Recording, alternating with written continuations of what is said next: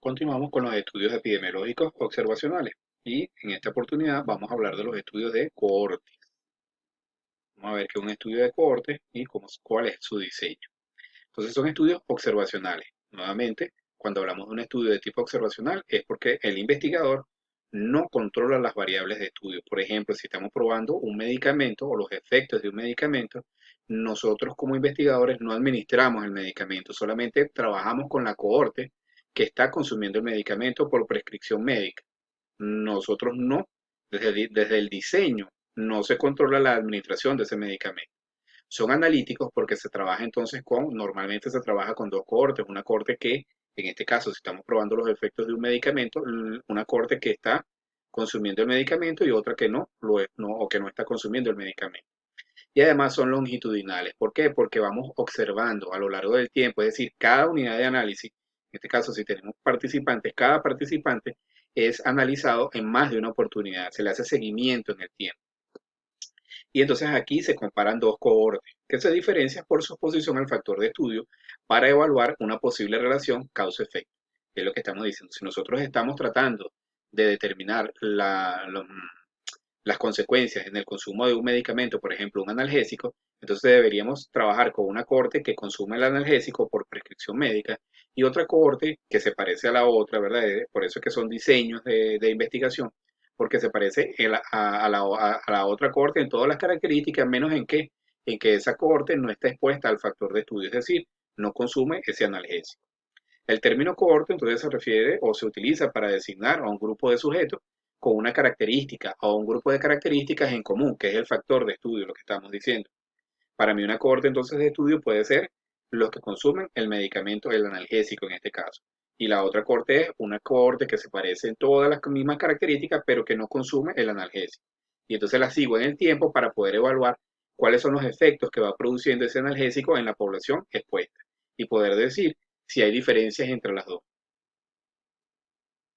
En este tipo de estudio, todos los individuos seleccionados inicialmente no presentan el problema de salud, es decir, no presentan ninguna de las características, o por ejemplo, si es el medicamento, ninguna de las consecuencias que pudiera desarrollar un medicamento.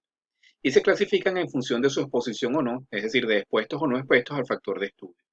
También otro de los nombres que se utilizan es estudios de incidencia. ¿Por qué? Porque como partimos de cohorte, además de una cohorte definida numéricamente en una cantidad exacta de participantes, vamos viendo lo que va ocurriendo en el tiempo. Entonces, en la medida que van presentándose los casos o que se van presentando los eventos de salud, decimos que entonces es incidente.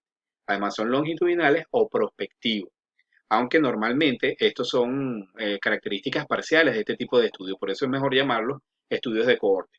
Pero ustedes también en la literatura pudieron conseguirlo con estos nombres. Entonces vean ustedes cómo se trabaja, cuál sería el diseño de un estudio de cohorte. Bueno, partimos primero de una población de referencia, con quién vamos a trabajar. De ahí, por supuesto, se excluyen a todos los que estén enfermos o los que presenten problemas de salud, son excluidos. ¿Por qué? Porque nosotros vamos a hacerle un seguimiento en el tiempo a estas personas para ver qué es lo que va a desarrollar. ¿Verdad? Entonces se habla de una población de referencia total. Una vez que se han excluido las personas que no clasifican para, para el estudio, ¿verdad? Por determinadas características, no solamente que estén enfermos, sino que presenten otras condiciones, pues entonces también se pueden excluir y se tiene una población de referencia. Esta población digamos que se asigna como una cohorte expuesta y otra cohorte no expuesta. Repito que muchas veces esto, que parece muy sencillo desde el punto de vista del diseño, no se hace así, sino que ya se trabaja a lo mejor, ya lo vamos a ver ahorita, ¿verdad? Y desde el punto de vista del análisis, lo vamos a explicar un poco mejor, ahorita más adelante, ¿no? Seguidamente. Fíjense ustedes, entonces, desde el punto de vista del análisis tenemos una corte que está expuesta al factor de estudio y ahí vamos a tener los expuestos y los no expuestos. Y una corte no expuesta en los cuales vamos también a tener enfermos y no enfermos. Aquí no es expuesto, sino es enfermo, ¿verdad? Sería enfermo o no enfermo. En ambos casos tenemos entonces, en ambos casos la misma situación, solamente que unos están expuestos y otros no están expuestos.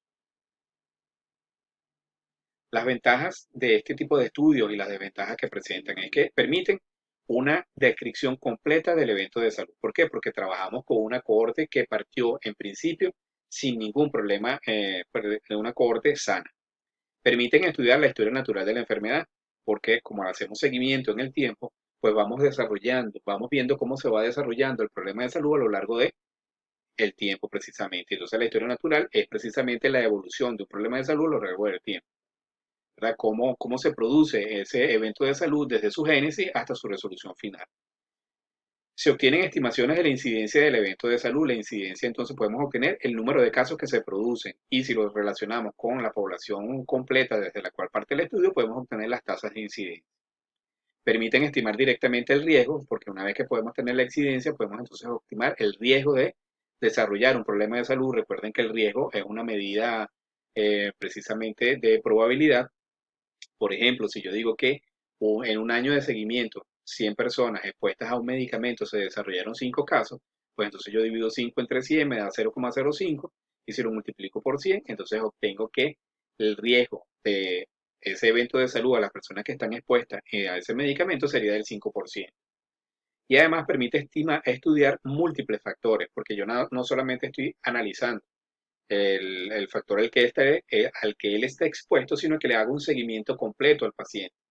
Evidentemente, ese seguimiento completo al paciente es una de las ventajas que presenta este estudio, porque eso produce un costo elevado, porque ese seguimiento se hace desde el punto de vista clínico, es decir, se le hacen pruebas, se le hace seguimiento, se le hace análisis a ese paciente, y eso es prolongado en el tiempo. Entonces yo tengo que hacer exámenes, estudios, que lo hago más de una vez. Otra es la dificultad para reproducir los resultados, evidentemente. Si estos no son estudios que se hacen en un año ni en 2 años.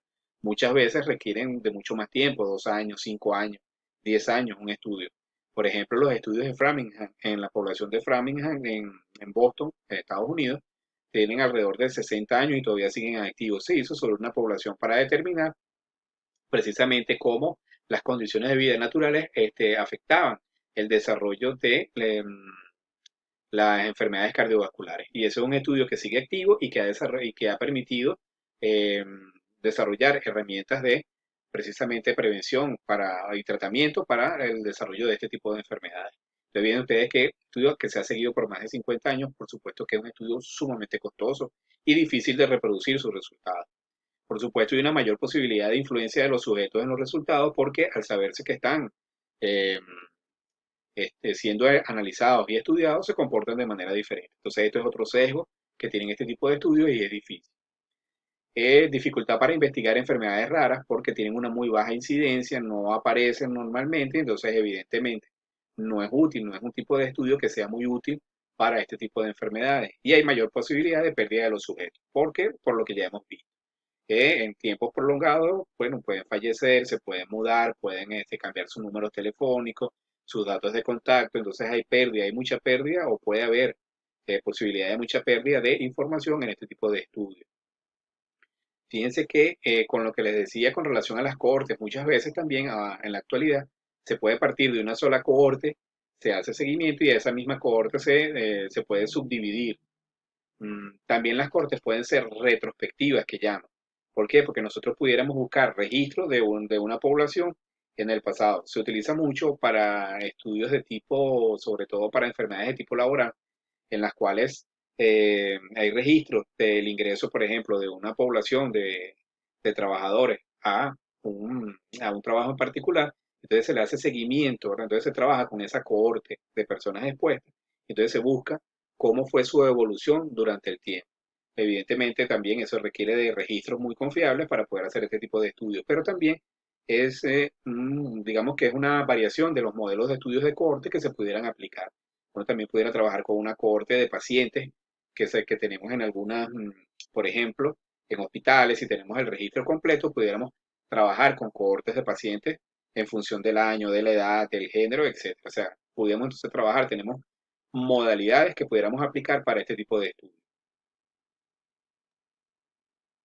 Entonces vean ustedes nuevamente, en función del tiempo, esto es fundamental para poder eh, discriminar, ¿verdad? Para poder clasificar estos estudios.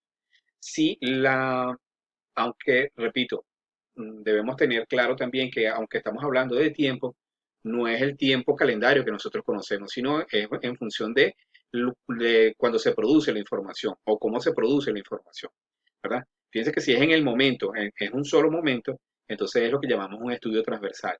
Y aquí cuando quiero decir un solo momento, lo que indico es que estoy produciendo la información en un único momento para cada unidad de análisis.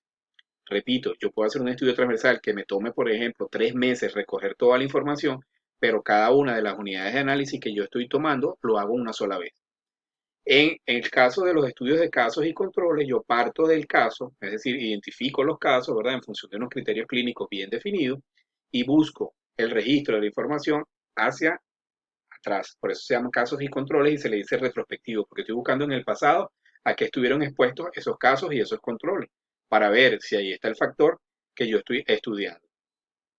En los estudios de cohorte, bien lo que les decía, puede ser de dos maneras. Puede ser que yo parta de una cohorte sana y la sigo en el tiempo para ver qué es lo que sucede. Por supuesto, esa cohorte es en función de mi factor de estudio. Por eso que yo puedo poner, en el caso de los medicamentos, yo pudiera trabajar con cohorte y ver si el medicamento sale en este momento, digamos, obtiene su permiso sanitario y sale a comercio, yo pudiera de una vez hacer un estudio de cohorte, ¿verdad? Con pacientes que estén seleccionados que, que van a consumir ese medicamento y le hago un seguimiento en el tiempo para ver cómo va evolucionando, cuál es la evolución de esos pacientes y los efectos que pudieran ser imputables a el efecto del consumo de esos medicamentos. Pero también, nuevamente, si yo tengo registros confiables, puedo partir de una cohorte en el pasado y ver cuál ha sido su comportamiento y tomar algunos datos que parten del pasado y otros hacia el futuro. Es decir, una vez que se inicia el ensayo, es lo que llaman estudios ambispectivos. Ustedes lo consiguen así, por ejemplo, en, en alguna literatura, como estudios ambispectivos, es decir, estudios que tienen una parte retrospectiva, cuando se busca algunos de los datos clínicos de esos pacientes en los registros, y luego se siguen para ver qué es lo que sucede y cómo evoluciona el paciente hacia el futuro.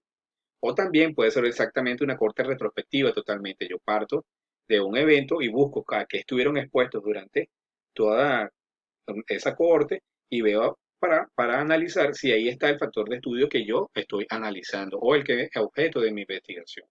Entonces vean que evidentemente, sobre todo para el consumo de medicamentos, porque yo no puedo partir, hacer un ensayo clínico para demostrar que un medicamento produce daño, porque desde el punto de vista ético no estaría bien visto que yo utilizara un estudio para demostrar que el medicamento produce daño.